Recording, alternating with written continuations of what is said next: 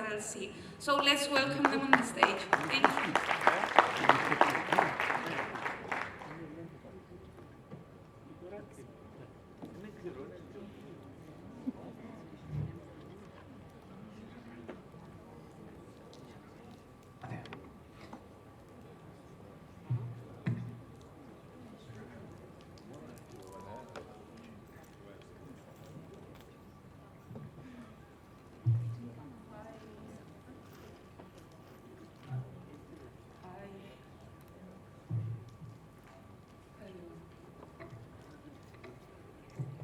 So, hello everyone.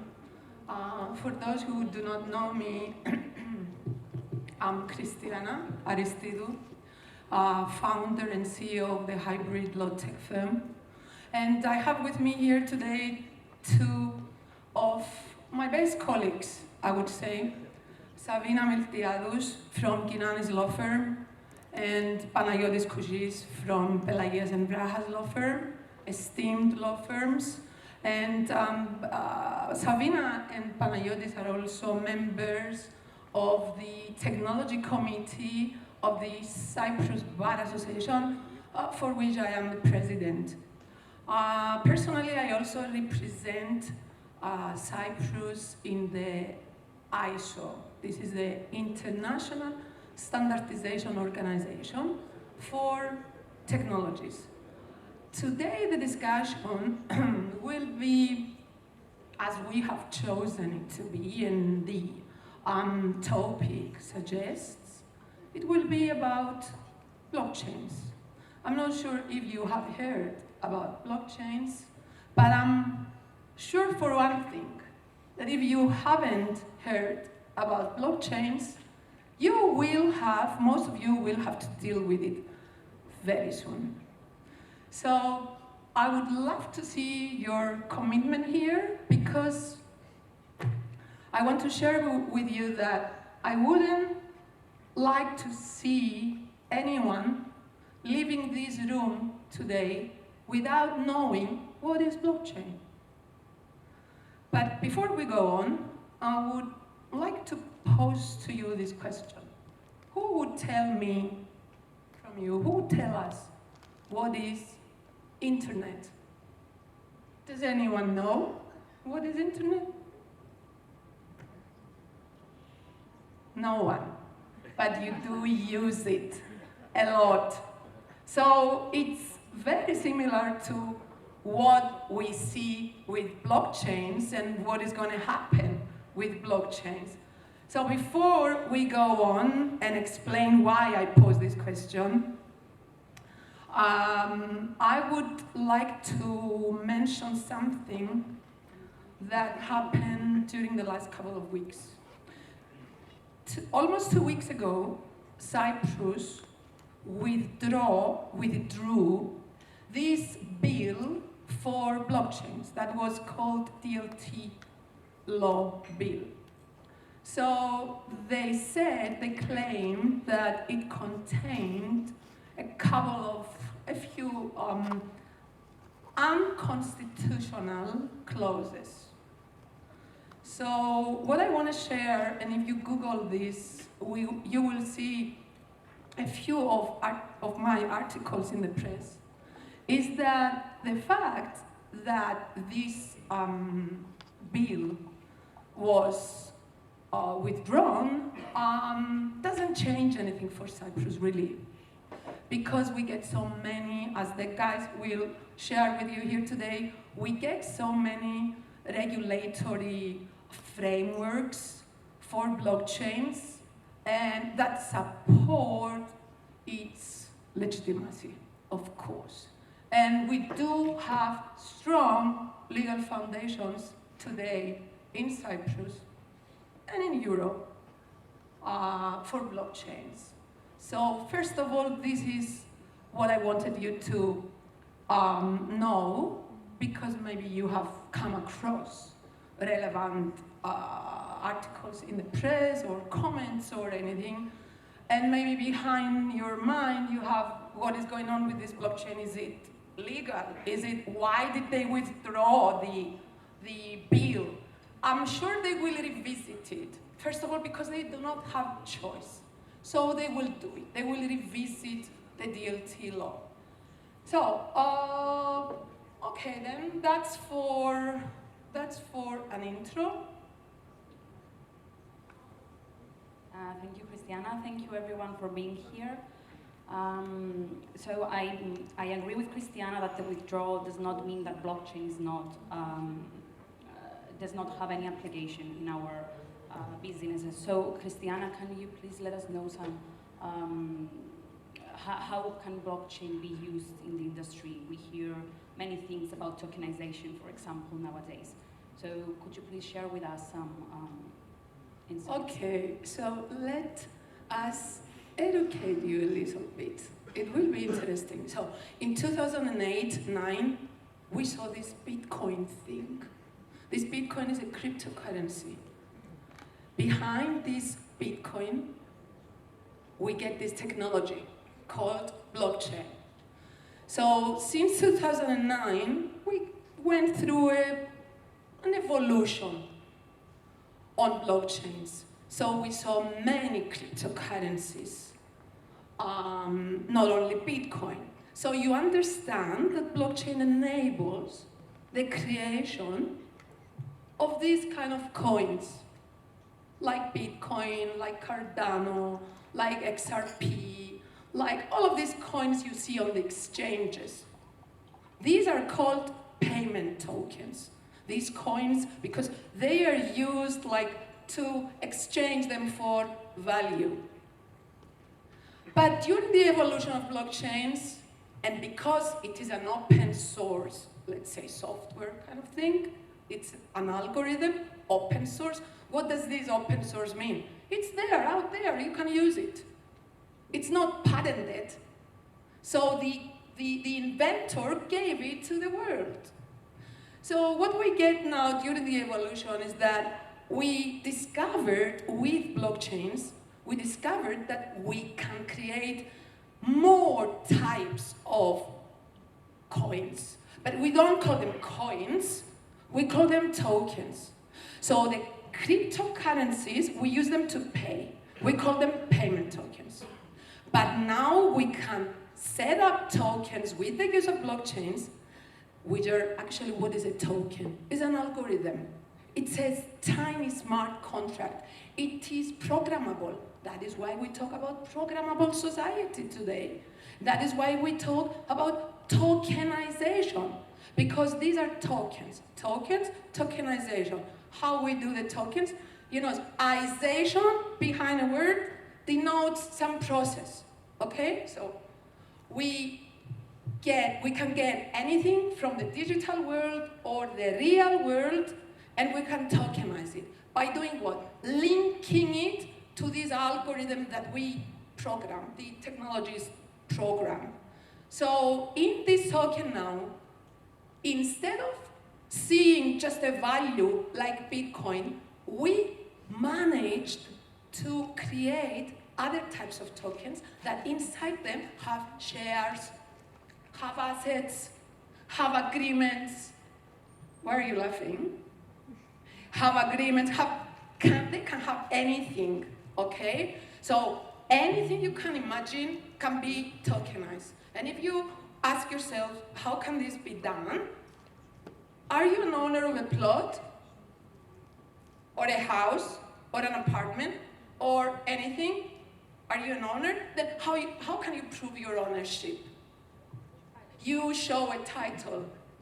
So in pretty much the same way, you have a token in your digital wallet, and you prove that it belongs to you.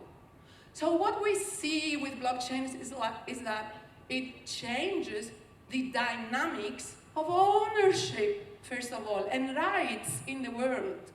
So can I build tokens that inside them, and allow me to use this plain language so you will understand, inside them they do have shares, they do have bits of property, so let's say assets. So now what we do, we may be able to fractionalize an asset and then represent that fraction or all of the asset in a token. These are not cryptocurrencies. These are not payment.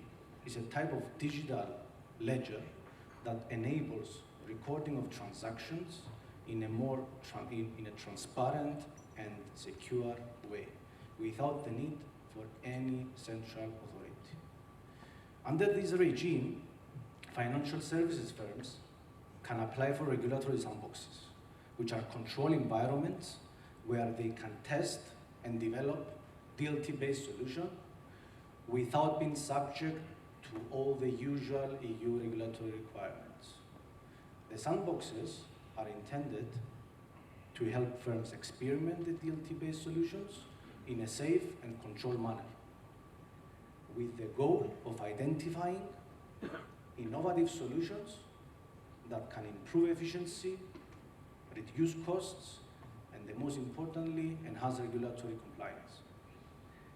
The DLT pilot regime includes an exemption of the so-called 5 million exemption threshold, which those type of firms must, the total value of the securities that they will issue must not exceed this threshold.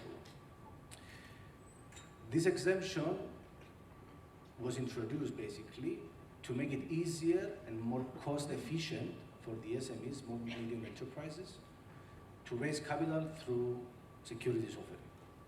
Overall, the DLT pilot regime that we described until now is designed to foster the innovation. It's all about innovation. It's all about technology. It's all about the future. So the DLT pilot regime, which is a pilot, it's indeed pilot regime, for 6 years, in order for the EU to have some data, in order to see how this technology will go and move forward and apply it to the world, basically. So the focus is to enhance efficiency, which is what we need as business and as law firms or any kind of professionals that we're here together. Improve regulatory compliance, which is one of the most important aspects, and reduce the costs. Thank you. Okay, we talked about tokenization. What is real estate tokenization? What is good about it and what is ugly about it? Thank you, Sabina. So we have explained about the different types of tokens. Is this clear, or do you have any question on this? We can take any question, even as we discuss. Okay, we do have the payment tokens. These are those you see on the exchanges. And we do have the security tokens. If we tokenize real estate, this is a security token mainly, because maybe sometimes it's not, but mainly it's a security token. Therefore, why is it a security token? Because as you see, it's not Bitcoin. It needs something different. It's got shares, it's got rights, it's got an agreement to buy property, and any type of agreement related or relating to real estate. So real estate tokenization enables funding of projects. If you don't have the money, you just issue tokens, you raise the money. Inside the token you give out, you offer to the public, there are some rights that the token holder, the one who buys them, acquires, of course. And where does he have these tokens? In his wallet. So is he the owner of these tokens?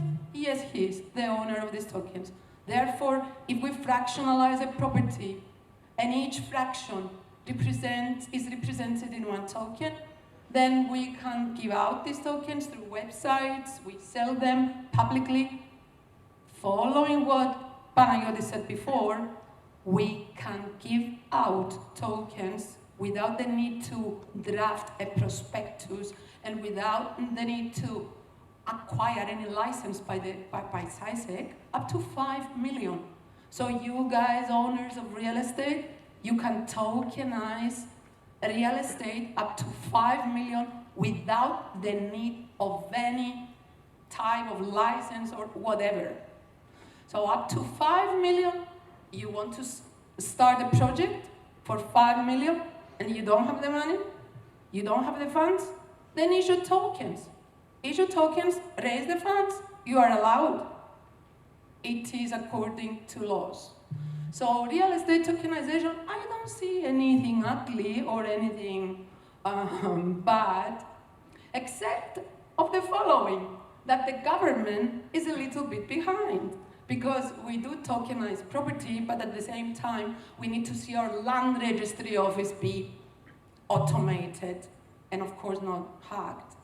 So we need to enhance cybersecurity, and we need to even leverage these new technologies in the governmental authorities. So if something is still bad or ugly, as Sabina asked before, is this exactly. We need to see automation of things.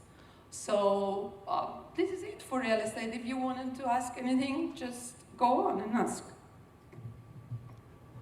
So just to clarify something that Panagiotis said before, regarding the tokenization of securities. So you understand that if you're a real estate owner and you want to tokenize property, or even if you don't have the property, you still can tokenize, huh? You tokenize your architectural plans. You tokenize what you are going to build, because you want to raise funds. Is it clear? Because some people come and ask me, do I need to have the property ready-made there to tokenize it? No. Okay. You have a question? Yes, please do. So please, if you can explain in simple words. So let's say that Four Seasons is for a company and would like to raise capital. So how would that work? So can I issue a token that's going to be open? What do you want to do with these funds?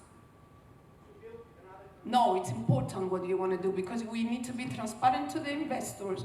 We are offering something, they need to know exactly what are you doing with the money. To build another 10th floor? Yes, you can do it. You can issue tokens on that new building, so they will, depending on what is your plan. Are you planning to rent it out? How are you planning to use it? Out of its use, you will have certain income. You will have gains, you will have income. Then they will have some share if they enable you to do it through tokenization. And if they buy these tokens inside them, they've got some agreement they made with you. So you have to honor that agreement. So we can have so many different types of agreements in that token. So it depends on the plan. So, correct. Correct. Yes, exactly. Yes, yes, yes. Without intermediaries. Yes, you raise your hand. I'd like to ask about the real estate tokens. You mentioned before, and correct me if I'm wrong, that the guy that has them in his wallet, he's the legal owner. Yes. So right. And what is the legal ownership? Is it recorded anywhere, or is he the bearer, as in the concept of bearer shares? We don't need to record the ownership anywhere. It is recorded on blockchains, on the blockchain technology, because we use the blockchain technology in order to issue these tokens. Therefore, we do not need anything else. It is already registered on the blockchain. All right, thank you. Yes, Antonio. Is this working? Yeah. Hi, Christine. So we spoke about this earlier, and I said it's a space that we're I involved can't in. hear you very well. Something's wrong with your microphone. I'll put that down then. Okay. That might be easier if we're close enough. As I said to you, it's a space that we're involved in as well and are looking at. So your land registry being behind the times, you shouldn't worry about, because ours is as well, like terribly behind the times. And that's what's hidden. UK's, you mean? Yeah. UK's? When you say ours, you mean UK's? Ours says, yeah. Okay. Both the Cypriot and the UK is behind in this sector, and that's what's in the smart contracts. But a sort of follow-on question, what is the entity that is registered at the land registry? So we've looked at DAOs. DAOs? Decentralized Autonomous Organizations. Those, and we've looked at other companies we're not really ready yet for So DAOs, there but must be something that's registered at the land registry that the token owner owns bit on. we do not do that. We do not register it on the land registry with the land registry office yet. We do not do that. The building must be registered to a Yeah, the registrar. building is registered on the owner. Okay. Then the owner, would you like to say? That's Παραγωγικό, okay, go on. whether it's an SPV, whether it's a DAO, and who has control of that. If it's a DAO, then the token owners can use it, but I hear you're not ready yet. If it's not a DAO, then the Procedural reasons, operation. yeah, for procedural reasons, we will create an SPV in order for formalities to register on the land registry, but the actual recording of transactions is from the moment that you do the transactions, and this is why the blockchain is the future, because everything is recorded. Who can appoint officers to the SPV? Yes. Who can? Who?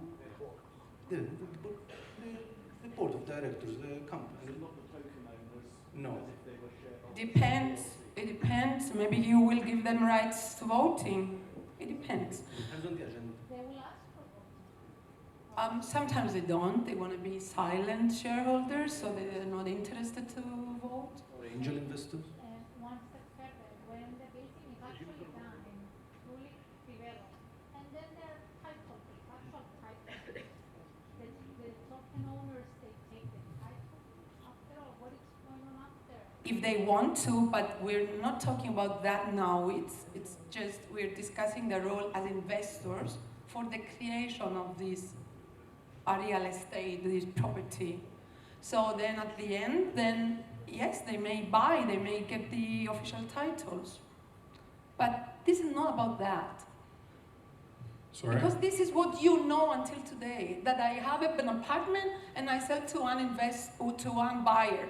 I have a building, I sell to one company. I have commercial buildings, I sell in this way. This changes. The mindset should change. The culture should change. Now you can have access to smaller investors for little amounts, and you can raise up funds from all over, because these tokens are safe, because they are made with the cryptography science, they are encrypted. You cannot hack them. You cannot hack these assets. And if you ever heard that, no, they stole these bitcoins, Bitcoin blockchain cannot be hacked. Your not good wallets can be hacked. So you have to choose where you have them. Not the network itself, the blockchain network, the Bitcoin network, for example, is unhackable. If you ever hear that these Bitcoins were stolen, don't make the wrong impression that they can steal the Bitcoins from the Bitcoin network. They steal them from your wallets because you do not choose to have them with good custodians. Yeah. Or they fool you, they have ways, and be careful if anyone here is dealing with cryptocurrencies, that they have ways in order to approach you, like, let's say if you had a communication with a customer support, let's say in a wallet, for example, wallet X, someone will try to send you a message that is the CEO of that wallet X in order to lure you and take your wallet, whatever you have. Or they will ask you to change password, and Yeah. while you change the So there's no password, hack. they hack there and they get your password. Yeah. But itself, the Bitcoin and the blockchain is unhackable. You have a question? Yeah, sorry. Do I correctly understand that governmental authorities currently in Cyprus do not accept tokenization as a change of ownership? So, I mean, if you bought a percentage of a property or shares in a company through blockchain system, it will not be registered in land registry or registrar of companies. Yeah, actually, this is not only in Cyprus, it's all over, to Yeah, be well, honest. Do you know yeah. a place that they do recognize now the change of ownership for token holders? This will happen in the following way, my friend. Panayot talked about the DLT pilot regime. There, the token holders who have security tokens will list them. As you see listed Bitcoin and Cardano and all of these XRP and all of these coins on exchanges, you will see listed within this new law, you can have listed security tokens now. So you can have listed a token which inside it has property, and then you can trade it. So your investors can trade, and these tokens can change hands legitimately, because this is a law by Europe. Okay, why do I ask this question is because if somebody is raising funds through tokenization, yeah, and he's not, say, a decent person, or he can also. What do you mean he's not a decent person? He can sell, say, 20% of a project through tokenization. In the same time, he can sell the same 20% by paper, standard way, and register in land registry. Will he be able to challenge through court the 20% that he bought through tokenization? Yes, I will admit that such frauds may happen, but my friend, they can happen in the real life also. So okay. this is one reason why we register the agreements. If you do not register it, then you don't get specific performance. Yes. So what do you mean? You mean once you get tokenization, you need to register the agreement in a standard way as well? We are under pressure to proceed, so okay. Would you like us Thank to you make this discussion out? Thank you. Yes, please. We are not going to accept more questions. If you have more questions, you can ask them later, because there is one more speech and one panel, and there is also lunch. Sorry about that. I told you, Savas, we need more time with you. Okay. Okay then. Thank you. Okay, so Panagiotis, what are some of the key challenges that the financial services firms participating in the DLT pilot regime may face, and how they can address this to ensure the success of their projects? Thank you, Zalina. The firms that participating in this DLT pilot regime may face several key challenges, which I highlighted 6 of them, which I think are the most important. First of all is, as we discussed, the regulatory compliance. Everyone is talking about compliance, regulatory frameworks, and these type of words. The DLT pilot regime provides a regulatory sandbox that allows firms to test and develop DLT-based solution without having to comply, as we said, the usual regulatory requirements. But they need to maintain certain regulatory aspects, which is the AML regulations, the counter-terrorist financing regulations, as well as any data privacy and security standards. Secondly is the technical implementation, because in order to implement this complex technicality that is coming in the real world, you have to be forward-thinking and have the key stakeholders with you in your team or in your next to you, in order to advise you for the technicalities and the implementation of this new pilot regime, the DLT.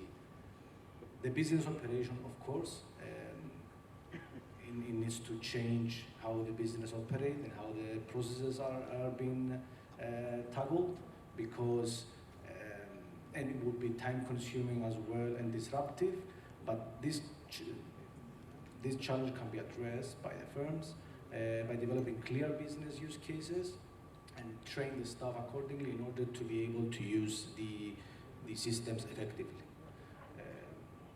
Data privacy is another key challenge, which is very important because we're dealing with financial, personal, and sensitive data. Therefore, following the GDPR and as well as by implementing all the necessary regulations for data privacy, which we know is very important nowadays. And finally, I would like to discuss the interoperability and the scalability part, which we have to be very careful, since interoperability between DLT platforms and systems can be a challenge, particularly as there are many different DLT platforms on the market. Therefore, we have to find the correct platform that aligns with existing controls and existing softwares that can assist this technology. And finally, scalability. The scalability is a critical consideration for this DLT pilot regime, because they are intended, if they are intended to support large volume of transactions, it will be a large volume of transactions. Firms can address this challenge by designing solutions that are scalable from the outset, testing solutions thoroughly before deployment. Therefore, overall, addressing these key issues and key challenges requires a strategic approach that balances both innovation and regulatory compliance together with the implementation that we discussed. Therefore, this solution can deliver real value to the businesses, improve efficiency, reduce cost, which is something important, and finally, to be able to be transparent and regulatory compliant. Thank you. So let me ask this, Sabina, just to close this up with this question to Sabina. Are we ready, as Cyprus, are we ready to adapt to these new technological advancements, changes, whatever? Do you have any example to give to us supporting this? Yes. Earlier, both Mr. Kokinos and Mr. Tanousis talked about the aim of Cyprus to be established as a technological hub. We have seen that many companies choose Cyprus to relocate and operate their tech business. We have also seen that one of the key regulators in Cyprus, the Cyprus Securities and Exchange Commission, has two initiatives in place which aims to enhance this aim of Cyprus as a technological hub. Firstly, we have the Innovation Hub of CySec, in which someone can test his project as an innovative new model.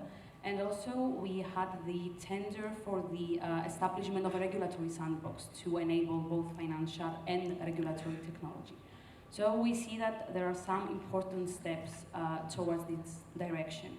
And of course, Cyprus could be benefited by such initiatives. We talked about real estate tokenization. We could also speak about alternative investment funds tokenization, which is something that comes soon. So we see that also other authorities around the globe have taken the same initiatives. For example, the FCA has recently adopted a paper asking for the views of the market in relation to the tokenization of funds. So the units of the fund, for example, could be tokenized to represent the rights and the obligations of a unit. We could have new business models such as the digital custodians, which would be needed in order to safekeep the private keys of the tokens.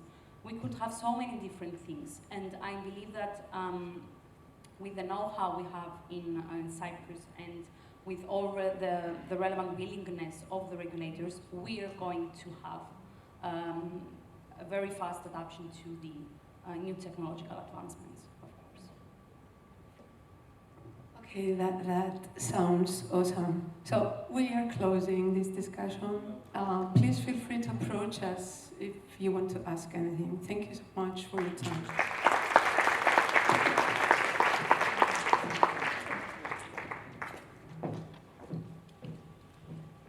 Thank you to our panelists. Now, moving on to our final speech of the day.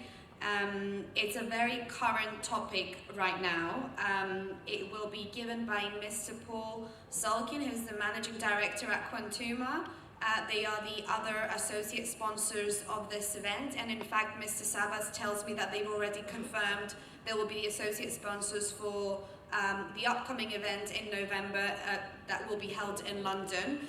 And Mr. Zulkin will be talking to us about business and investment opportunities in a recessionary environment, which couldn't be more current than the political climate at the moment. So if I can welcome Mr. Zulkin to the stand, please. Thank you.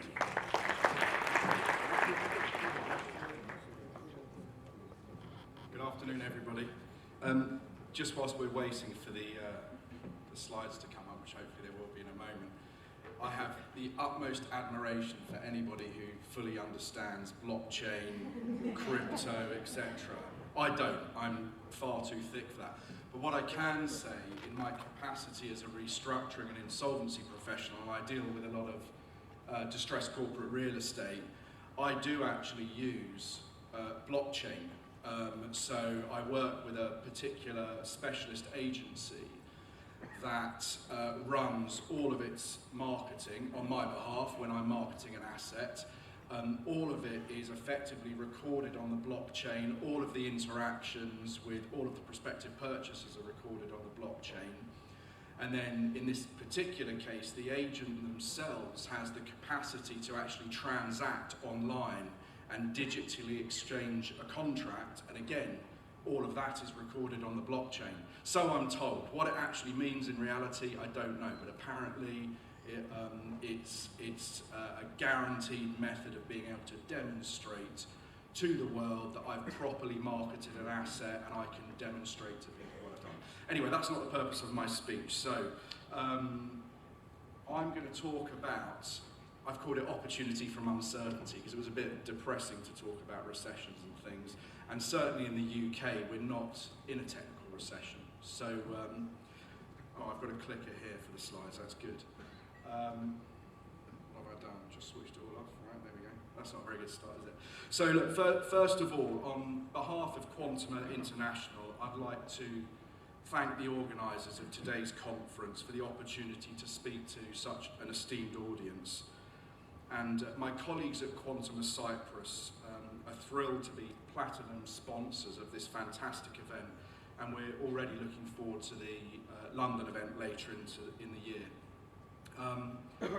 There's a full description of Quantuma and Britain-Cyprus and Quantuma International in your gift packs, but I'll just quickly try to explain who we are and what it is we do. So, Quantuma is a specialist international business advisory firm, and we assist corporate entities and individuals navigate transactional events and financial risk, which is sort of, doesn't really mean a lot to you probably until I explain the detail of our services, which I'll come on to do in a moment. So we operate from London headquarters. We've got 17 offices in the UK, and we've got offices in the BVI, Cayman, Poland, Cyprus, obviously, Dubai, Mauritius and Singapore, and we've also got a joint venture with a firm in Australia, which is very similar to our own firm.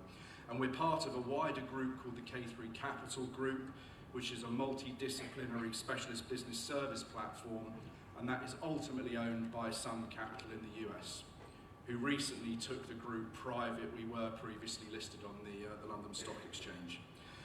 So Quantuma, my business, we specialise our specialists provide corporate finance M&A services, domestic and international restructuring services, international and domestic insolvency implementation services, fraud investigations, international asset tracing, specialist tax structuring, which is linked to our M&A business, defensive tax services, so particularly in the UK, for any client that's got themselves in difficulty with HM revenue and customs, either knowingly or unwittingly, we will help keep them out of prison, minimise their liabilities, etc.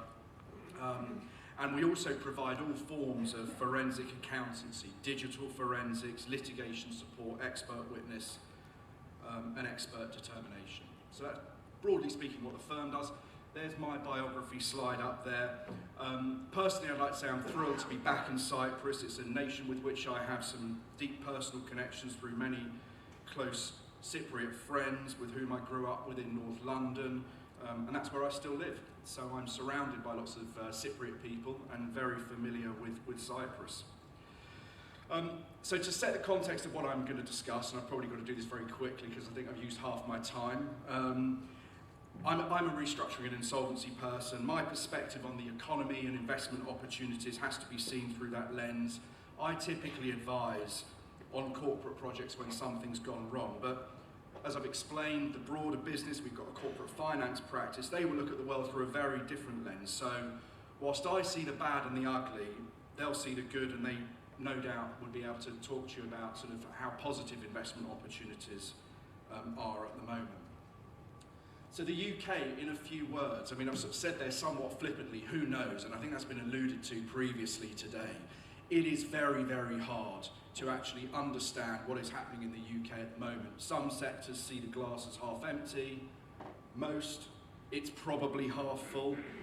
I mean, certainly the businesses I advise, it's half empty, or sometimes completely empty. But most sectors, you know, see the glass as half full. And for some, it's not only full, it's overflowing. But the key message is that growth and activity may be muted, but there are always investment opportunities. The economic headwinds that we're dealing with in the UK are very, very well rehearsed and will come as no surprise. And as the Deputy High Commissioner indicated earlier, Brexit has compelled the UK to recalibrate its relationship with Euro and other major trading blocs, and there's no doubt that it's created major challenges for the UK, but also one hopes that as we recalibrate that relationship, it will create opportunities for us. Supply-side inflationary pressures are a global problem, and like most central banks, of course, the Bank of England is seeking to defeat inflation through increasing interest rates. And then when we look at geopolitical events, the UK's response to geopolitical events, such as the war in Ukraine, has directly impacted its relationship with certain nations, both positively and negatively. So on the one hand, of course, we stand united with certain nations, but that's not to say that everybody agrees with our foreign policy, and those sorts of things do have an impact on how we're seen in the world in terms of trading. And one point I would make, and I know this slightly differs from what other people have said, I do see that the lenders I work with, some of them, particularly those who are exposed to property-related real estate security, are nervous. But at the same time, there's economic hope. And in the UK, certainly lots of you sitting in the audience who are from the UK might not feel this, but we are actually a comparatively low, not as low as Cyprus, but a comparatively low tax environment. Certainly if you look at OECD data, the UK is not sort of top of the rankings when it comes to corporate taxes and personal taxes. And certainly,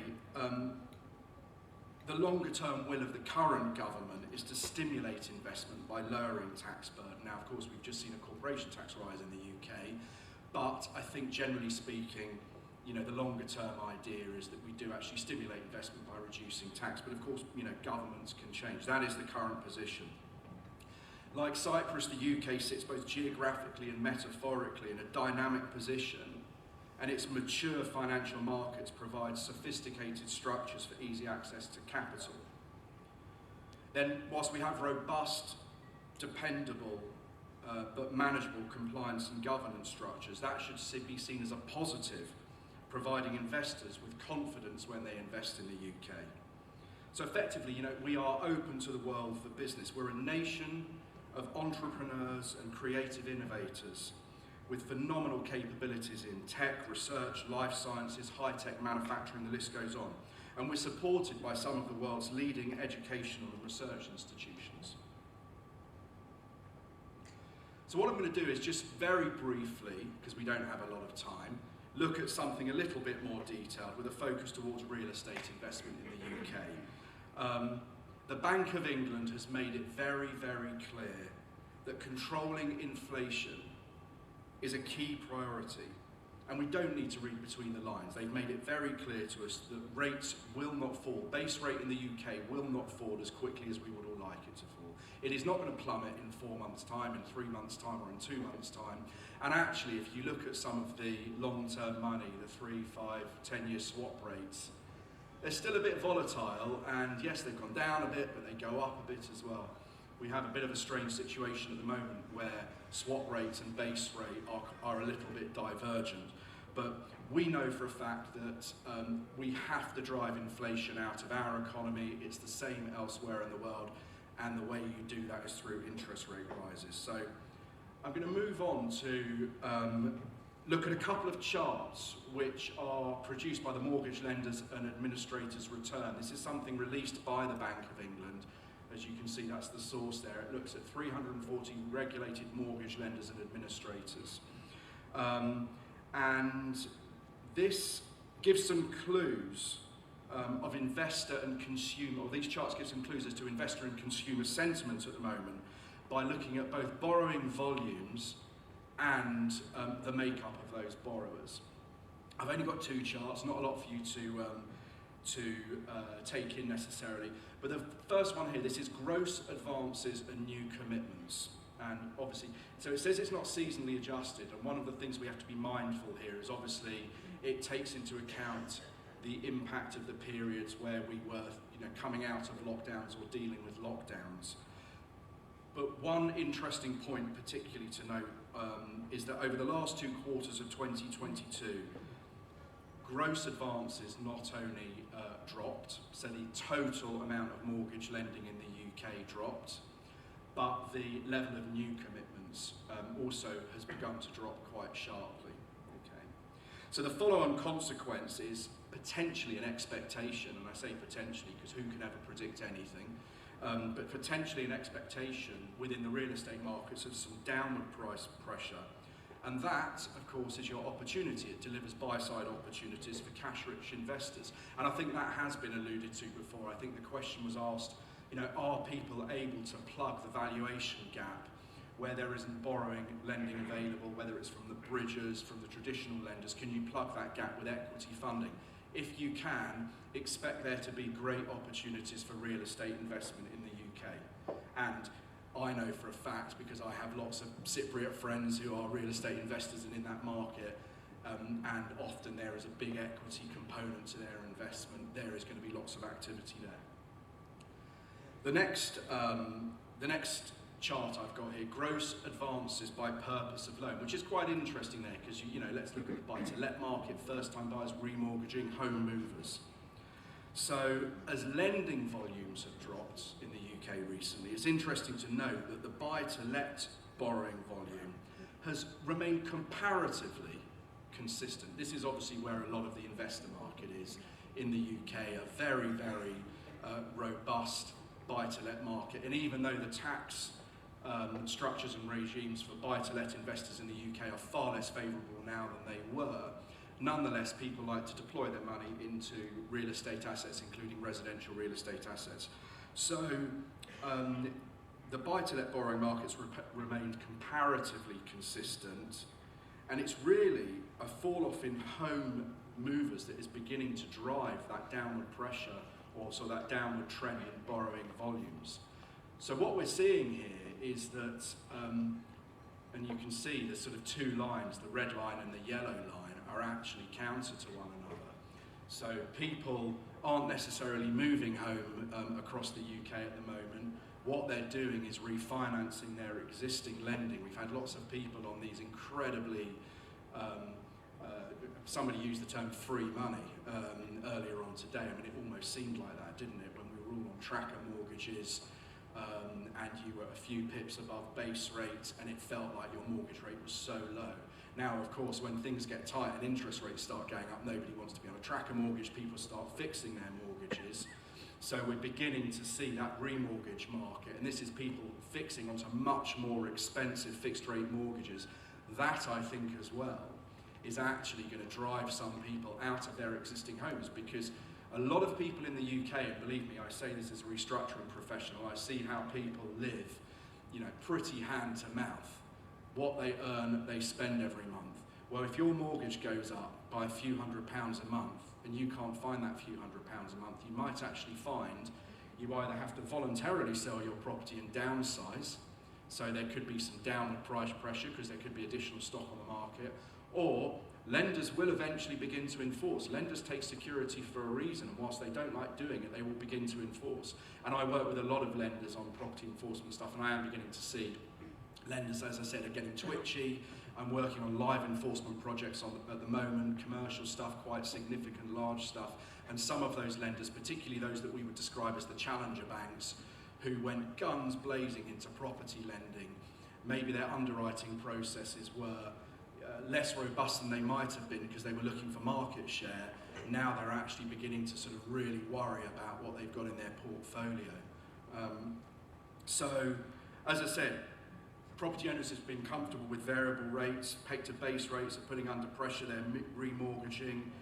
There's pressure on owners who increasingly can't afford their borrowing, and that could increase volumes of stock on the market. So, in short, and I know I've got to come to an end, I think I've nearly got a glare there. In short, there are definite opportunities. So volatility and uncertainty creates opportunity. You've just got to get your pricing right. A smart investor just got to work out what your pricing is, work out what the IRR is of your investment. And even though we're in an unstable and potentially recessionary environment, there will be opportunities. As I said, post-Brexit, the UK is recalibrating its medium to long-term economic strategy. We will continue to be an attractive place to invest.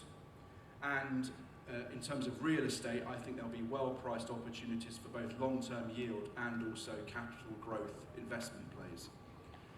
That's it. If anyone's got any questions, feel free to ask me, but otherwise I'll be around later on today. And once again, thank you very much to the organisers for allowing us to be here.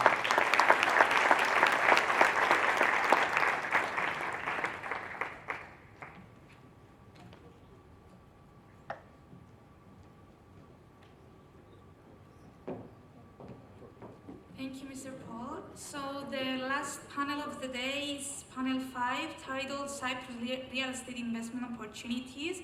So I call to the stand Mr. Brad, Business Development Manager at Corantina Homes, Mr. Theodoru, Head of Sales and Business Development at Property Gallery Developers and Constructors Limited, Mr. Savidis, Partner and Director of Michael Kyprianou & Co. LLC Paphos Office, Mr. Nicolaou, who is the Director at the Future Estate Alliance, Mr. Zavos, Managing Director at Cubic Wood, and Mr. Nicolaou, Partner of the Audit Services at Gbcy Cyprus. Thank you.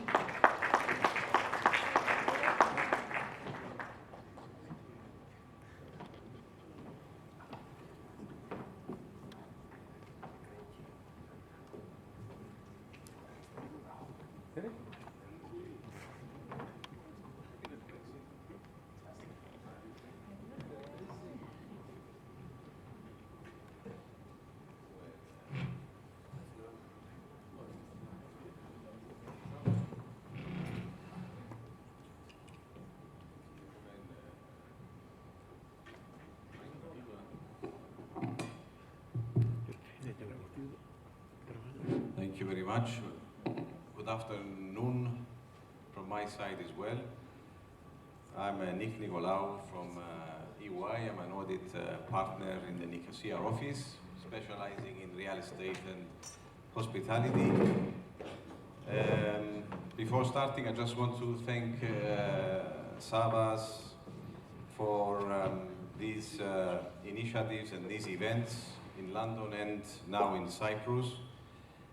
We've been sponsoring for a long time, and we're happy to continue to sponsor as EY such events.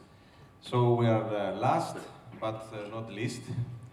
I don't know why Savas always allows us at the end to do these presentations. Everyone is looking the time to go for lunch. But anyway, we will promise to be short. Our topic is real estate in Cyprus. We've heard a lot about real estate in the UK, but real estate in Cyprus is also a very important sector for the Cyprus economy. It's shown strong resilience with the challenges we've had, either COVID, the war in Ukraine, and it's still strong. And this is what we are going to discuss with our distinguished guests. I think with introductions we made already. He was Theodoru, Head of Sales in Property Gallery, Raj Bra from Corantina Homes, Alexis Nicolaou, he's not a relative, but he's a partner at Grant Thornton, Head of Blockchain, which is very interesting. I don't know if the previous panel had any relation to what we are going to discuss now. Have an introduction. Marios Zavos from Cubic Wood, and also Mr. Savas Savidis, a partner, Michael Kyprianou in the Paphos office, also supports Paphos, but I told him Paphos would not win the cup, so just to make sure. You disagree? Okay. So, who will go first? Raj, you want to make an introduction and then we can...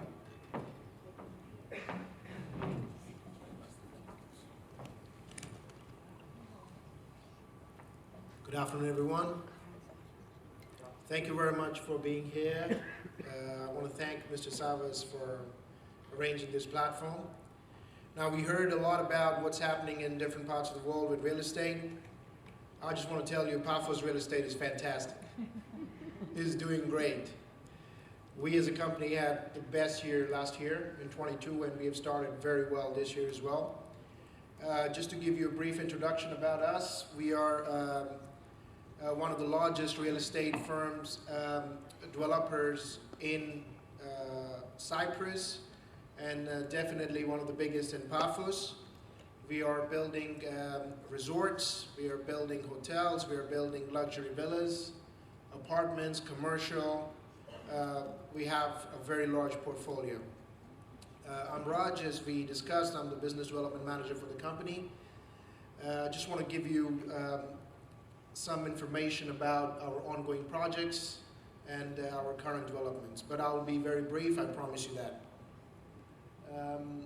As a company, as I said, we are building the resorts, and most of them are seafront. This is our flagship project, Cape St. George's. I don't know if you've heard about it. This is the largest seafront resort in Cyprus. This is a short video for you.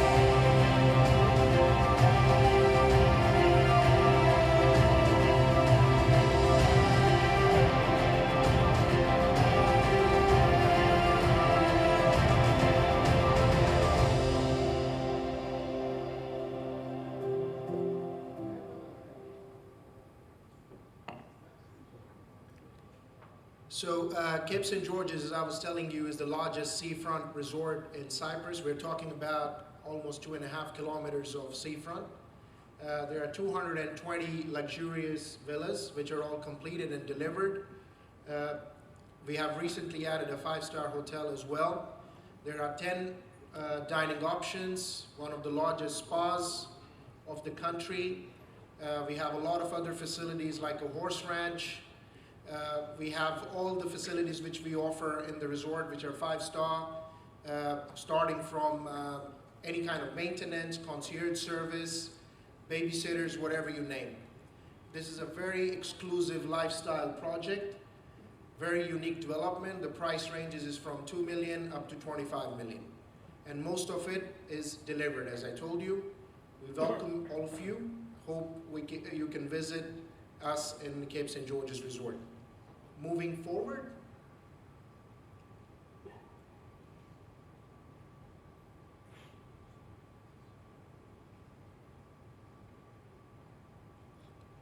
Now this is our other major development, what we are building right now. It's almost finished. It's called Soho Resort. If you know a little bit about Paphos real estate, you're not allowed to build high-rise in Paphos. You're allowed maximum 5 floors. We are the first and only developer. We are building 16 floors.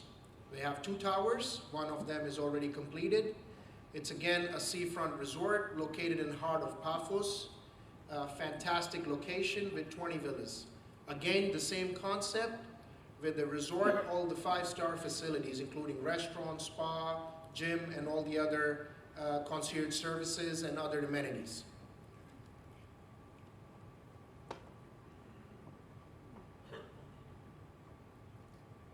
Now, Now, we are very proud to launch another seafront project in Paphos again located right in the heart of Paphos. It's a combination of villas and apartments. The same concept like Cape St. George's, but in a smaller scale, where again we have the clubhouse, the concierge, all the five-star facilities and amenities. We have just launched this project a couple of weeks ago and it's already doing fantastic. Now, as a company, we not only have seafront resorts and projects, we also deal with apartments, with smaller villas to cater for all age groups. We also have commercial real estate. Some of the options are just here. So this is one of the projects, Golden Views, where the prices, they start from 350,000, where we have townhouses and smaller villas. This is another project, Akamas, where we have fantastic villas, where they are located very close to Cape St. George's. The prices around 850,000. I'm just telling you about prices just to give you a range, that we have all range of different properties, yeah? These are some of the apartment blocks in the Paphos town. And I just want to conclude very quickly with my presentation. My colleague Angelos and I, we are here. Any more information we can give you, we'll be very happy to provide you. But honestly, we would like to welcome you to Paphos, to Cape St. George's, for you to see actually what we have managed to build. And I'm sure you will be delighted to be there. Thank you very much. Thanks a lot. Thank you, Raj. Now I confirm that the Captain George is an excellent resort. Very nice. I've been there, yes, already.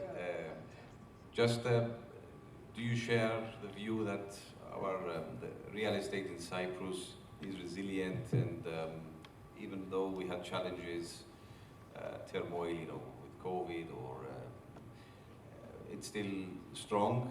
100%. 100%. And Paphos, Nicosia and Limassol are leading the way with the contract sales from, statistics that we have.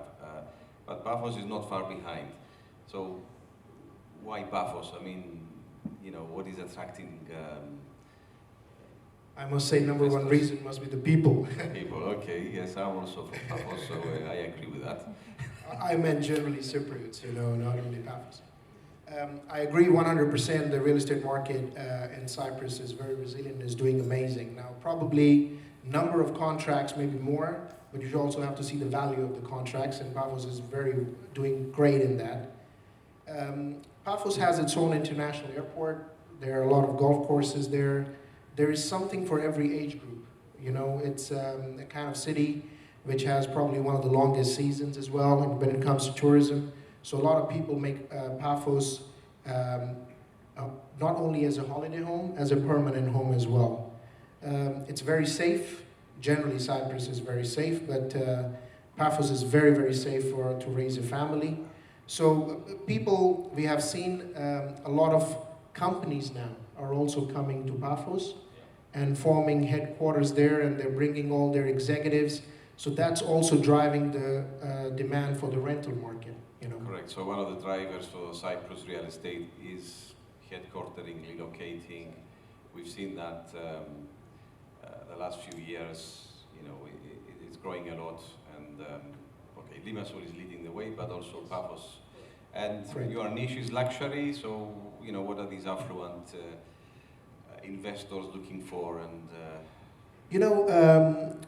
from the previous years, what we have seen that the affluent buyers, for them, buying a house is not only enough. It's not it. They want it. They want the property, especially in a country like Cyprus, to be attached with all the facilities and services.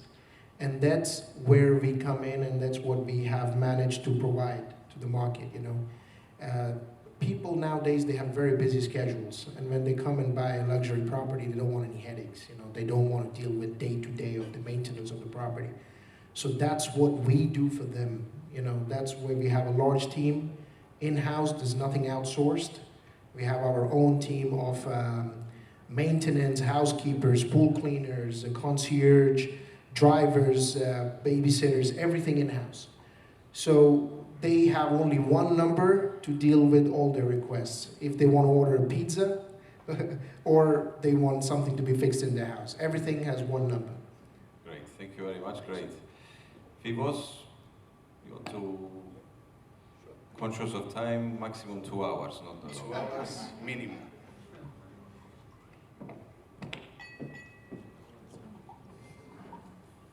So a very good afternoon, dear delegates, Mr. Sabas, dear colleagues here on the panel. My name is Fibos, and as I promised, I will keep my slot in 2 hours minimum. So, you're welcome. To all the friends coming from UK, I believe you enjoy this beautiful weather today, not as much yesterday. So enjoy your stay in Cyprus and make it productive through this session today. On behalf of Property Gallery, I'm going to take a few minutes of your time to show you a display of our showcase of our developments that we have in Limassol.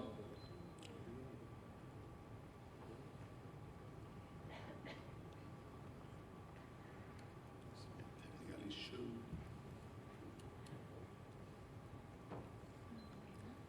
So your time is up, so. Yeah. Sorry for that.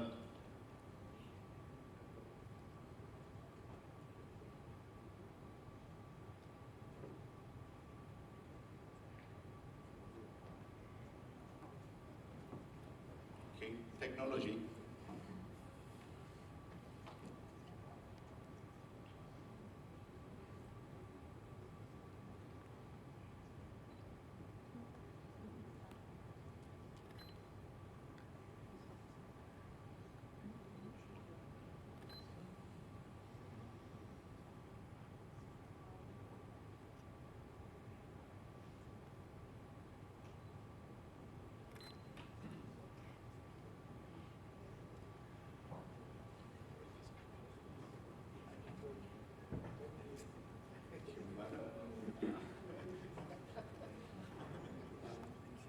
Right, okay, so we have a small issue. I will wave my hand to the IT gentleman and we'll move on. So Property Gallery, we are a property developer located in the city of Limassol. We have been following the comments of the panelists today. We hear how, let me call the word hot, is the market nowadays. As Property Gallery, we started developing in the city approximately 20 plus years ago. We are a strong brand. We focus our developments in the city of Limassol and some surrounding regions. In the following slides, I will elaborate and share with you our ongoing developments. We start our business as a real estate residential property developer, but we hear a lot about headquartering, relocation. So Property Gallery was one of the pioneers in, allow me to say, Limassol, that we have the vision as a developer, and we have diversified our business with retail and commercial developments as well. We are an award-winning developer, which is something reflected through our projects, through sustainability and innovation, the way that we build, the way that we design our projects. So I would take some time now to go through a showcase of our portfolio.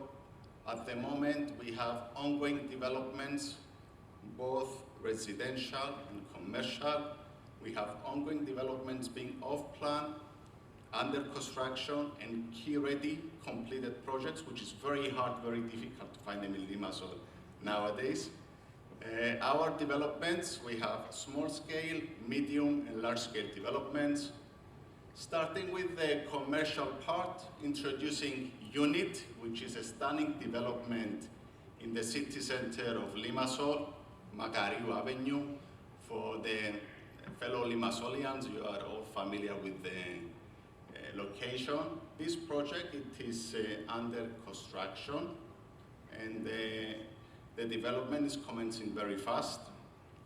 Introducing another development which is on the pipeline city space, another commercial development.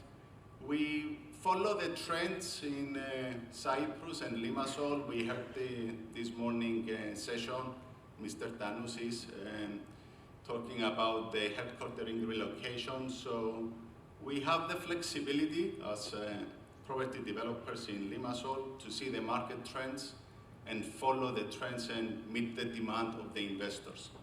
So going to the next slide, allow me to introduce our residential developments, introducing Evergreen. It's a small development of 2 blocks of apartments located not very far from this location in Agios Tichonas.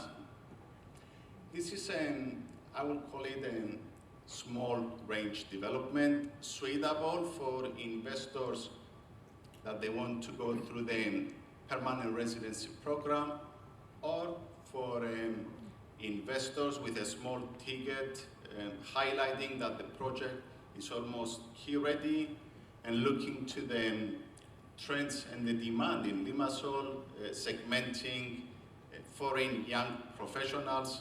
Investment at Evergreen can make immediate income producing properties for the investors.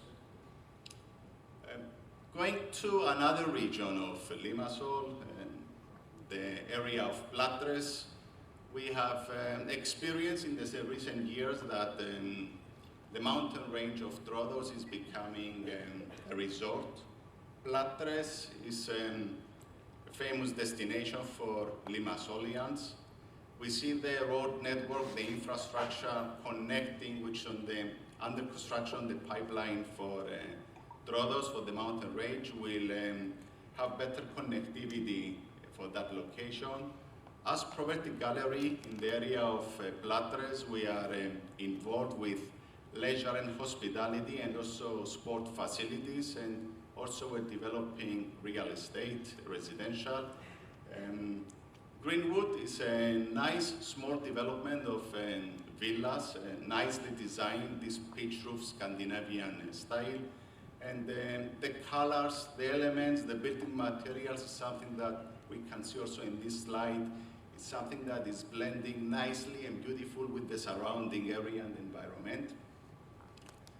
Coming back to Limassol, the city of Limassol, introducing Majestic Villas, which is a stunning development, again, not very far from this location in Agios Tichonas. We can see it's a mountain location with unobstructed views of the surrounding area. Actually, from the project, you are on a straight line approximately 2 kilometers from Four Seasons, where we are at the moment.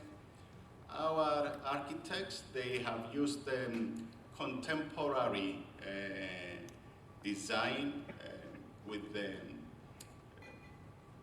parcel located in the slope of the mountain. They have placed the villas in such a way and designed them in such a way so all villas can benefit of the nice views of the surrounding area. This is another slide of the Majestic Villas. Another development coming to the Sudi area in Limassol, we have Signature, which is a premium tower of 15 floors. The project is currently under construction. We see that there is high demand for such developments in the city of Limassol, referring to high value, high-end developments.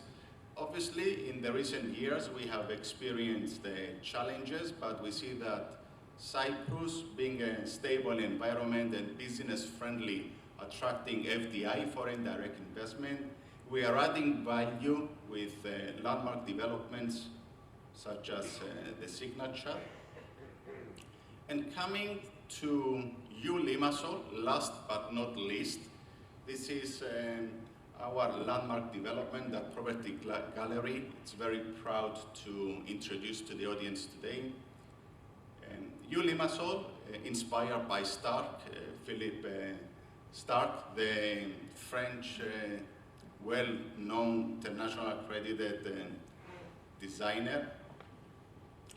This is the first and only branded beachfront resort development in Cyprus. It's a project with 81 villas. We have 7 towers with 86 apartments.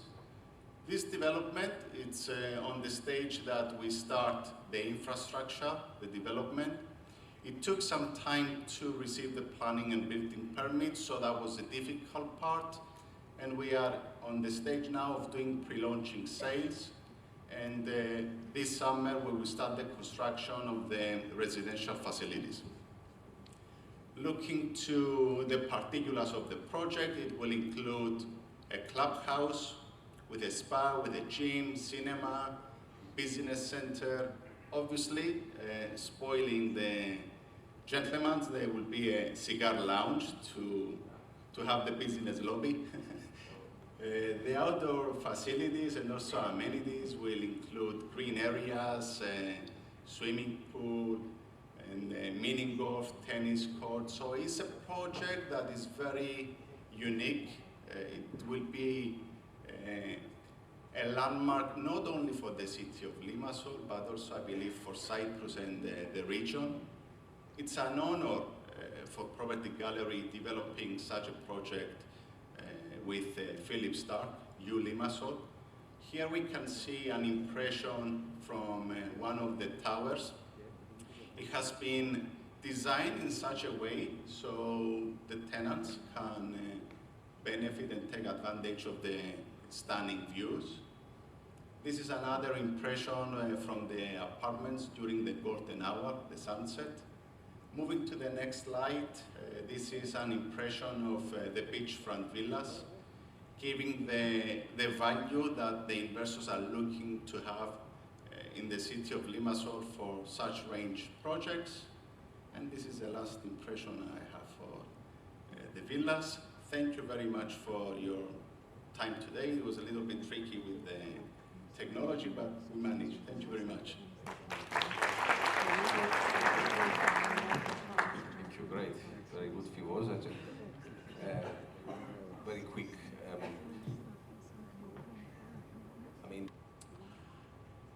Real asset tokenization, upon which the previous panel so kindly touched upon extensively, is the process of creating a digital asset, a token, which represents an interest in property, direct or indirect.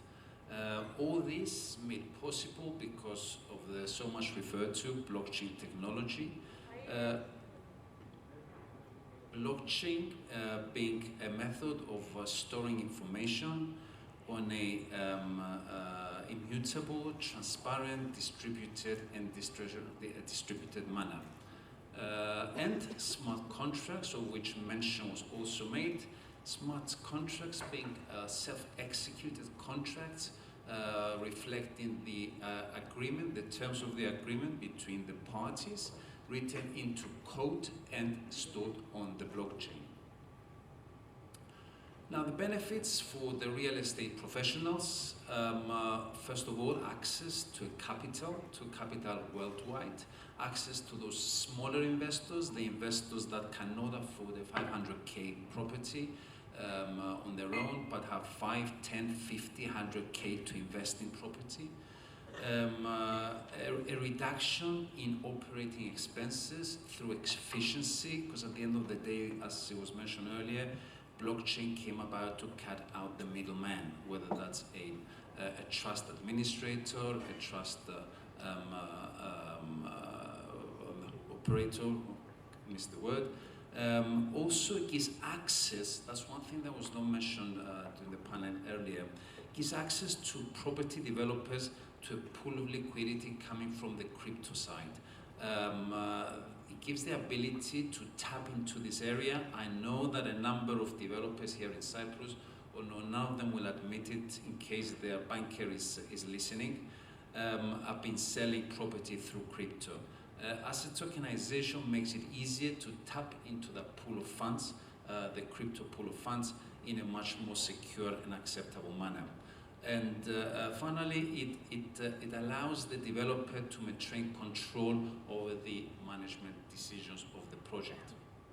When it comes to investors, obviously it gives me the ability, me that has 5 or 10 or 50,000 in the bank, to tap into this booming sector, the real estate sector, that has over time proven to be one of the most secure sectors as far as returns are concerned.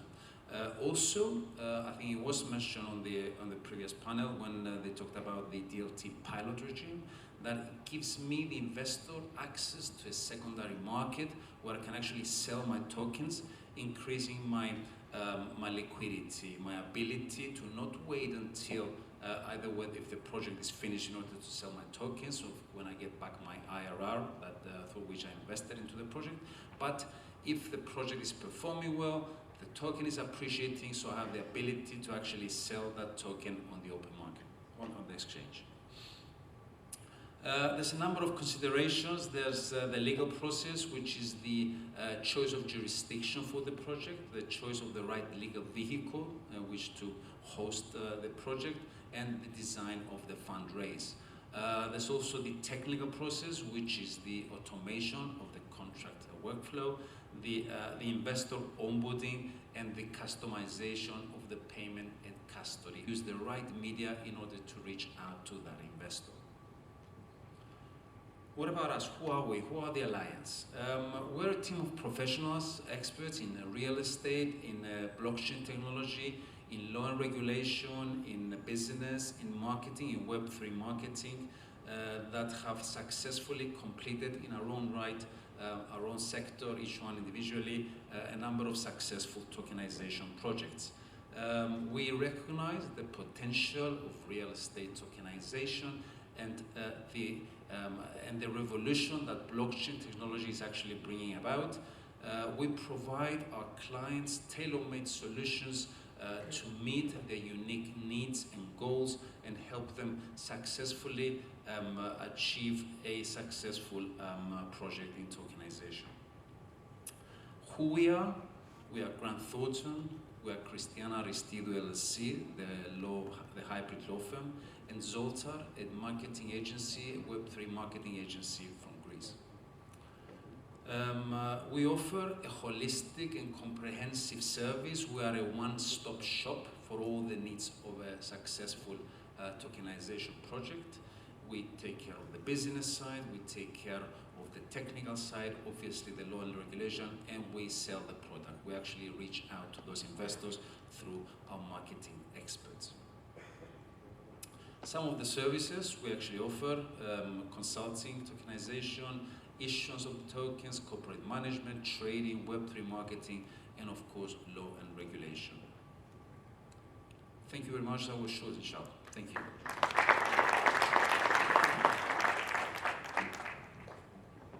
Thank you very much, Alexis. Very interesting.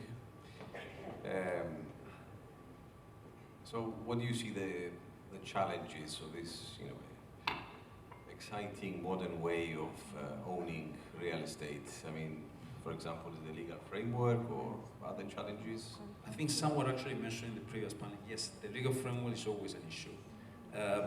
Actually, Christiana, some news fresh off the press today, the EU, the Parliament actually voted MiCA into law. So, that's good news. Yes, the existence of a legal framework always helps the adoption of any new product, especially a technology product.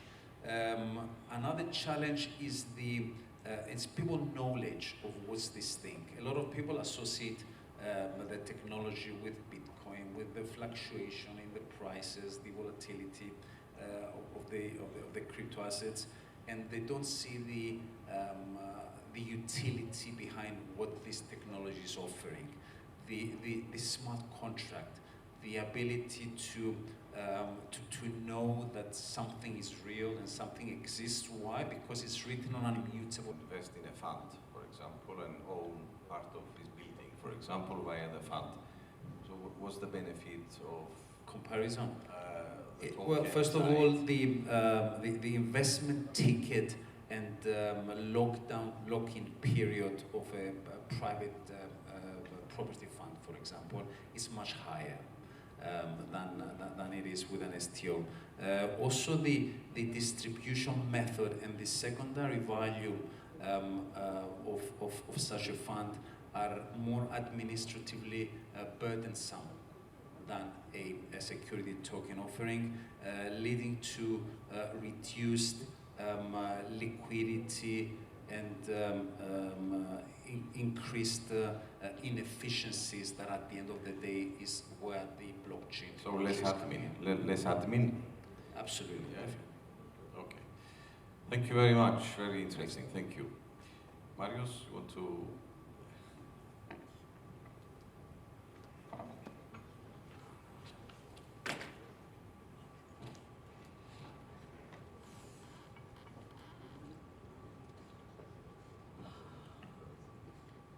So hi everyone, my name is Mario Zavos. I'm happy to have you all here, being a great part of this great and thriving association. Thank you, Savas, for everything and for the event. For the time left, I'm going to give you a very brief description on the decision-making process of the property market in correlation with the interior design.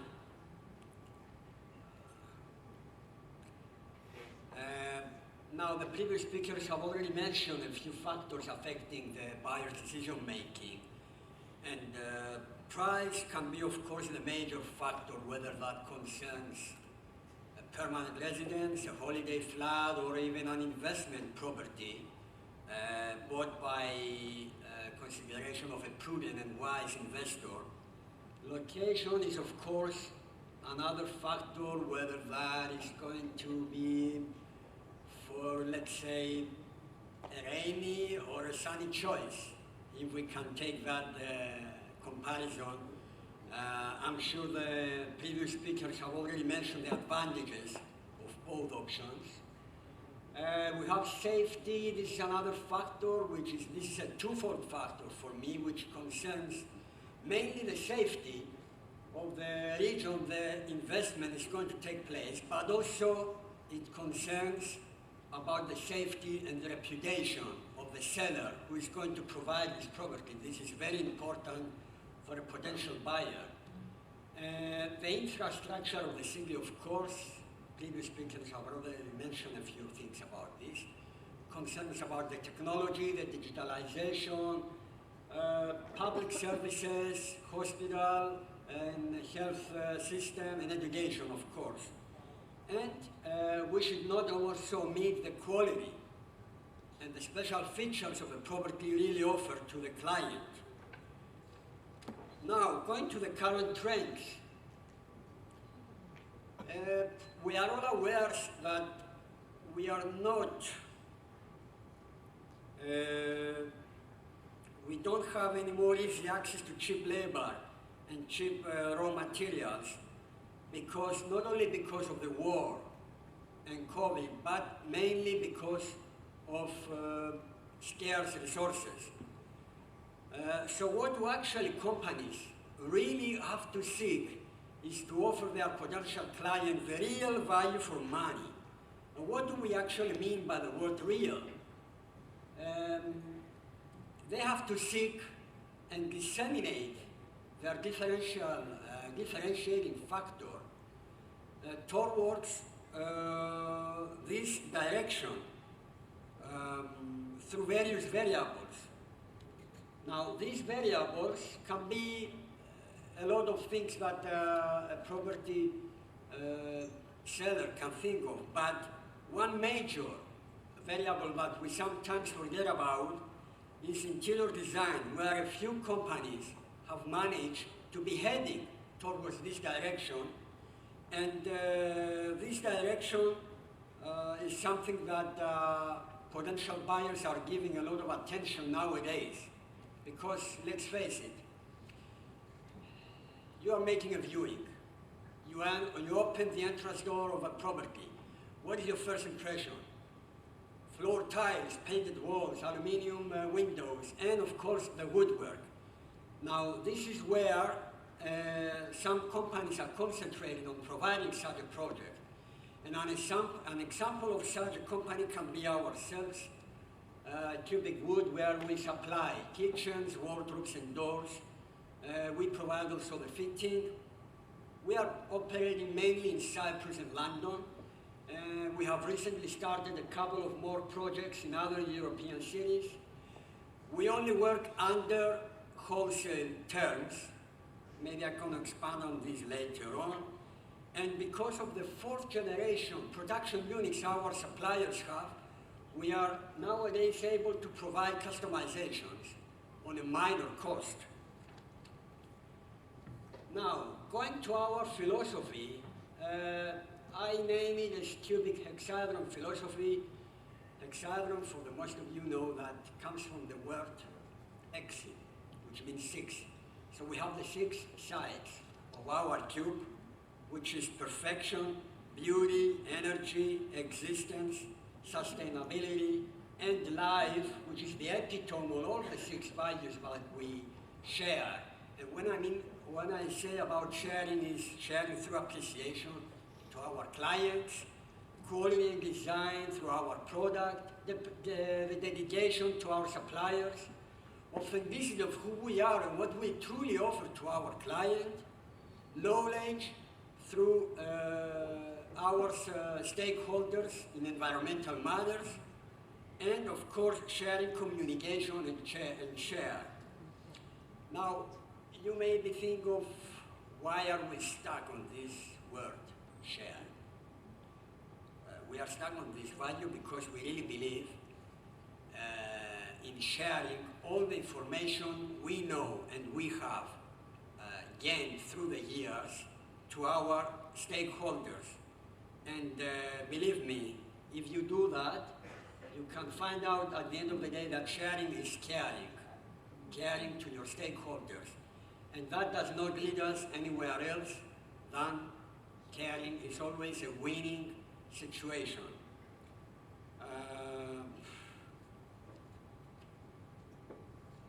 Now, being a proud father of 2 great adolescent children, I could have shared with you the pictures of my boys and girls, but let's face it, now I'm going to share with you some of the babies residing to London and Cyprus. That's how I call my projects anyway. Briefly, I'm mentioning some examples here. We have the high pressure laminate kitchens in black groove handle, a nice project in Southgate.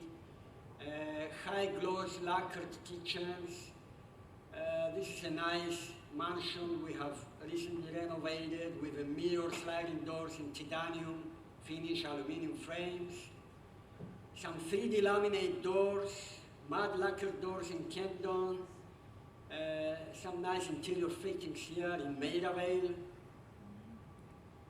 And a 4-story building in Battersea where we provided laminate walnut wardrobes. Some examples in Limassol and generally Cyprus, the typical white gloss lacquer kitchen, the shaker, solid wood ashwood frame, matte lacquer kitchens with linear handle, the interior fittings, again now this is becoming very fashionable now, the vertical stripes, leg stripes in the interior of the unit.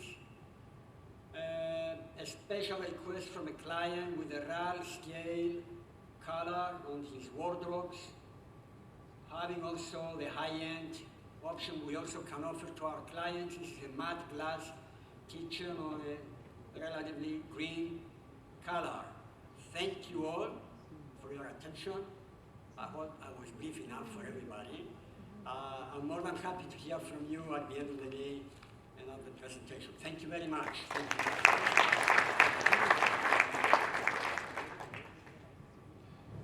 Many thanks, Marios. Very good, thank you. Just one question. You mentioned obviously cost and trying to reduce cost, which is very important, but still, high quality. We must maintain the high quality. And you mentioned also wholesale. I mean, can you expand a bit on that? Yeah, thank you for the question. First of all, what do we mean by wholesale? Okay, we provide our services and products first of all, the transportation cost is always a pass-through net transportation cost to the client. So how much does it cost? The cost is there. There is no margin on this cost. Secondly, we run in wholesale terms, and what do I say about this is we don't run a showroom. So we work with the special close connections with our clients, and I believe this is a mutual, two-way beneficial for both of us, and we pass the savings to the end client again. Now, about the cost, we try to keep this high standard by offering our clients the 20, 22, 24 millimeter of thickness of the doors. We stick on the top high-end quality soft close systems from Austria, which is the Bloom brand. And we have a huge variety of handles, of groove handles, and laminates as well. And now we pay a lot of attention to the environmental certifications that our suppliers are giving us, and because this is now very important, and some developers have started asking about this because they want to also give this feature, let's say, to their clients. We are talking about the FSC certification, which is the Forest Stewardship Council, which is responsible for the world's forests, and also the CARB2 certification, which controls the low emissions of formaldehyde, which is a toxic contaminant, but if you have these certifications, it's very good that you can also pass them to your customers. Thank you very much, Marius. Great, thank you. Sava, so you have the honor to be the last speaker of the day. Obviously, for a real estate transaction, we need a lawyer. So, yes, explain to us. Nick, to answer your question, why we are the last panel, Sava, I think I have the answer for that. I have the answer as well. Okay, let me, my logic on it. I think because I'm from Paphos, Paphos already, elected a president, elected an archbishop, and also we're going to get, the Paphos FC is going to get the champions. Rush, by the way, Garantina is supporting Paphos FC. So the reason is because you left us last, so you're going to be one of the most successful seminars for the association, correct? Yeah, actually, the last panel should be an interesting panel, not that the other panels are not interesting, but I know with the Sabbath Savid finishing as the last, but not least anyway, the people will go to have the dinner, the lunch with more enthusiasm. Of course, yes. First above all, it was supposed to finish at 1:30 and it's almost 4 and people are still here. Well done to all of you. Right. Yeah, being a lawyer. Okay, I'm just going to start by saying one small story. 25 years ago, when I entered my first lecture in a lecture room, I remember that the lecturer, the first question that he asked is, how many of you, all the students that was in the lecture room, how many of you really wants to become lawyers? And then everyone's put their hands up. Then the second question he said is, how many of you're really ready to change your mindset, to change your character, to change as persons? And then you saw that almost half of them, they put their hands down. Reasons why he asked that question, that lecturer, it makes sense to me after so many years practicing law. And the reason is because every time that someone sees a beautiful house, then what I see is what is the legal grounds behind that house. When someone sees location, then I think, okay, what is the density on this area?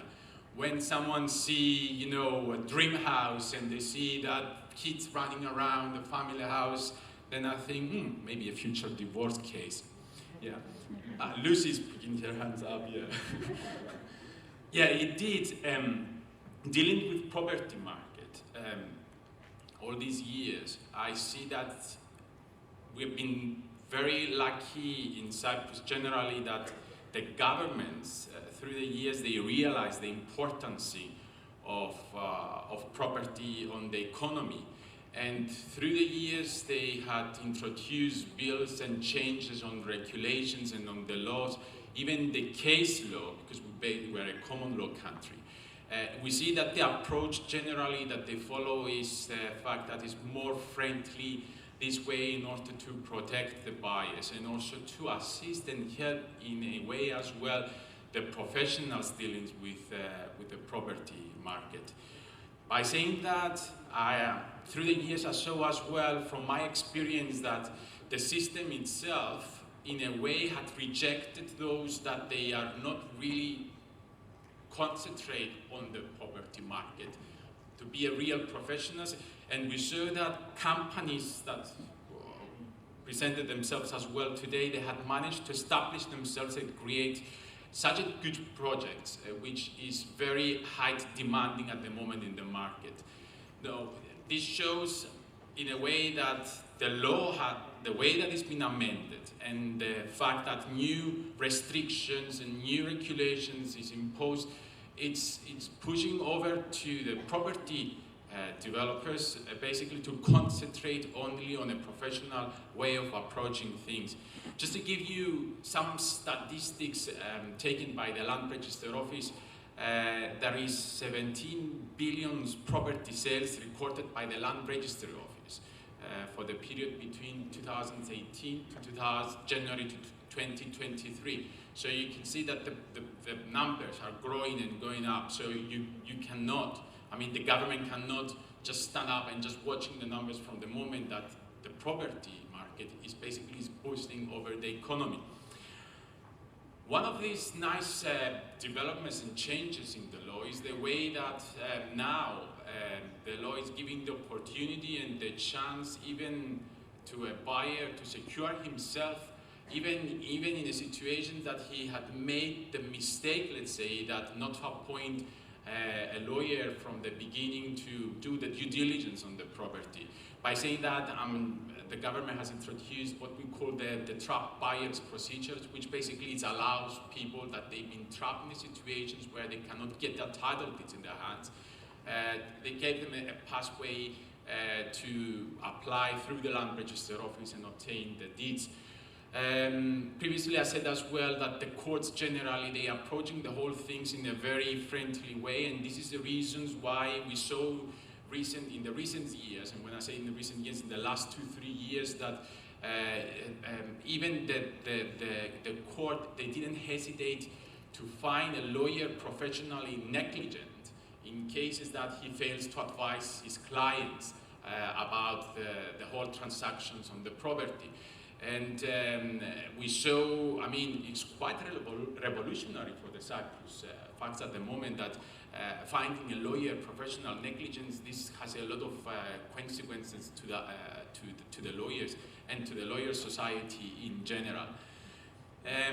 Moving on and concentrate mostly about what the property is doing on the Cyprus economy.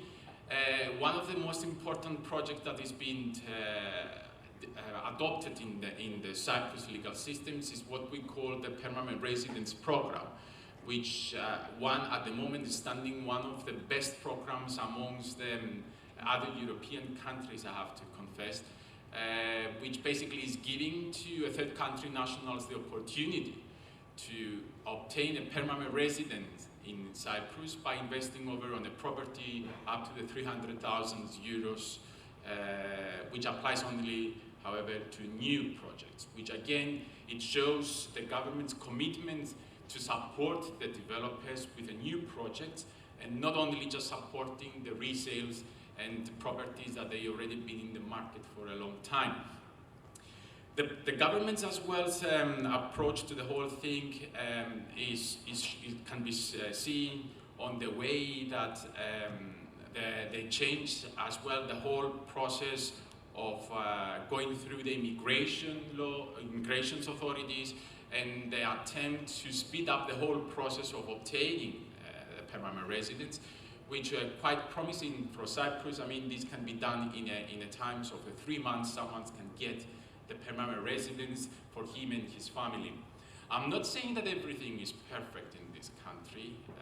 I'm not saying that we don't have our issues and our problems, but the most important thing is that at least we're recognizing our problems and we trying our best in order to change them and move forward for the better future for Cyprus.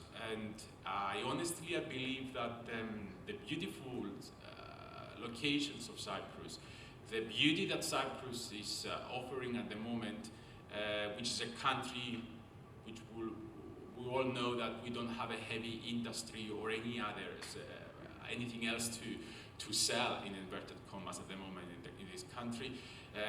Property market is one that is boosting the economy very well, and this is the reasons again why they introduced what we call the fast-track business activations mechanism, which we had during this conference, which again with the intention for these companies to bring their headquarters over in Cyprus, which again is linked to the property in a way that they need premises in order to establish a business, they need properties in order to rent for their staff. So again, it's a very close connections to the whole thing. Last, and I'm going to leave you alone so everyone can go and join their late lunch. Now, the properties at the moment, even though they're doing quite well in Cyprus, we are in the very good positions as well as to say that even though there is a lot of strict regulations in relations with money laundering and the fact that now it's not so easy for someone to bring funds from abroad to invest over in Cyprus, as one of the largest law firms in Cyprus, which we dealt with a lot of when the Cyprus investments program was on, I have to confess that even though those regulations was very strict and still they are strict, okay, it works. Don't get to the don't put yourselves to the situations where on several occasions we hear in the news that you know there is restrictions imposed, that there is the European Union had listed Cyprus as a country where there is a lot of restrictions around that. I honestly believe that if you follow the regulations and if you really complied with the letter of the law, I don't see a way why not to be done and not to be achieved. And proudly I will say that from the moment that you follow the regulations, then you are helping the country in all. Because don't forget that if we're going to get us a bad reputation as Cyprus, then it's affecting the pockets of all of us. And definitely we don't want that. So why not then just follow the restrictions, just follow the regulations, just follow the case law, and then I'm sure that everything would be brilliant, because this country through the years had managed to be standing very well, even though all the difficulties and the fact that we still occupied as country, but we're still standing very well. Thank you all. I'm not going to take more of your time. Thank you. Thank you, Shabas. Thank you very much. Just one or two clarifications, questions. I mean, you touched upon the legal framework. What do you think? Does it need some changes to maybe protect buyers? Is it friendly in relation to other countries as well? And also, there's a term, blocked title deed. I mean, can you also elaborate a bit on yes. that? Okay. Yeah. As I said, I mean, the approach of the government at the moment is to help those people that they've been blocking in situations where for years they bought a property with the promise that they're going to get a title deed. And at the end of the day, 10, 20, even 20 years after, they find out that there is no title deed available. Mainly for two reasons. One, because the property was mortgaged before they buy it. And secondly, because there was no any planning permit or building permit, or in a situations where basically the constructor failed to follow the regulations imposed by the planning and building authorities. Now, those that they bought properties prior to 2016, now they have the right in order to apply through the Land Register Office or what we call the trap buyers procedures. And from the moment that they are able to prove that they had paid in full the purchase price of the property, then they can bypass any mortgages or any other encumbrances imposed on the property and claim for their title deed. And it went a step ahead also, that in the situations where, let's say that the developer, the constructor failed to follow the regulations to issue separate title deeds, so basically failed to submit to the Land Register Office all the necessary documents for the Land Register Office to issue title deeds, then you can apply again through the Land Register Office, and then the Land Register Office will start the process themselves in order to issue title deeds. Then the title deeds will be issued in the name of the developer, and through the trap buyers procedure, then the title deeds can be transferred into the buyer's name. They can be unlocked and they can... Correct, yes. That's good. Yeah, because Nick, don't forget that the government wants that, because they're getting a lot of fees from the transfer fees. Correct. So it was a way as well for money to come into the government. And what do you think should change in the legal framework? I mean, in general, do you think it's sufficient as it is in general? No, we still need a lot of improvements, and one of those which they are on the table moment is to speed up the whole process of issuing the title deeds. So let's say that from the moment that you buy a property and from the moment that the permits are on place, then the whole process of issuing title deeds to take maximum a year. Okay, so if we can manage to do that, which this is the way that we're moving forward at the moment, that it will be brilliant, because we're going to put behind us all these people now around the world that they are accusing Cyprus that never issued title deeds. Okay, thank you very much, all of you. We have the honor to be last. Savas, do you want to make a closing remark, or okay. It's okay? All right, so we... Yeah, you can say what is the menu, Savas. Right now. Always right now. Officially, we close the proceedings.